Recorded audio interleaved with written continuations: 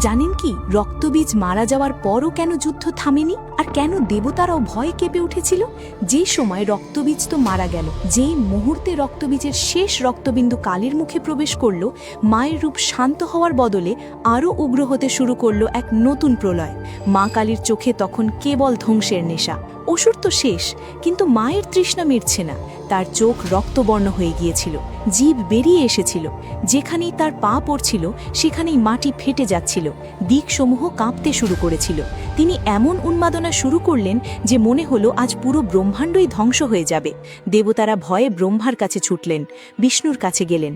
ব্রহ্মা এবং বিষ্ণু বুঝলেন এই পরিস্থিতি সাধারণ নয়, কারণ এ তো কোনো বাইরের শক্তি নয়, এ স্বয়ং মহাদেবেরই শক্তি, আর নিজের শক্তিকে কেবল তার উৎসই শান্ত করতে পারে।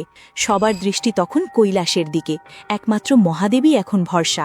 মহাদেব এলেন, কিন্তু তিনি কোনো ত্রিশূল তুললেন না, কোনো হুঙ্কার দিলেন না। তিনি দেখলেন মা এখন যুক্তির ঊর্ধ্বে, যেখানে চেতনা কেবল ধ্বংসই চেনে। তাই প্রলয় থামাতে মহাদেব বেছে নিলেন এক অদ্ভুত পথ। তিনি নিঃশব্দে মায়ের চলার পথে লাশের মতো শুয়ে পড়লেন। তিনি হয়ে গেলেন শবের মতো স্থির। হঠাৎ মায়ের পা নরম কিছুর উপর পড়ল, নিচের দিকে তাকাতেই মা স্তব্ধ হয়ে গেলেন। এ কি? এ যে স্বয়ং তার স্বামী! লজ্জায় আর অনুশোচনায় মায়ের জিভ বেরিয়ে এলো। মুহূর্তের মধ্যে সেই ভয়ানক তাণ্ডব থেমে গেল। সেদিন অস্ত্র নয়, মহাদেবের প্রেম আর ধৈর্যই শান্ত করেছিল মহাকালীর প্রলয়। এরই নাম শিব ও শক্তির মিলন। যদি সত্যিই মহাদেবের উপর বিশ্বাস থাকে, তাহলে ভিডিওটি লাইক ও চ্যানেলটি সাবস্ক্রাইব করুন, আর কমেন্টে লিখুন হর হর মহাদেব।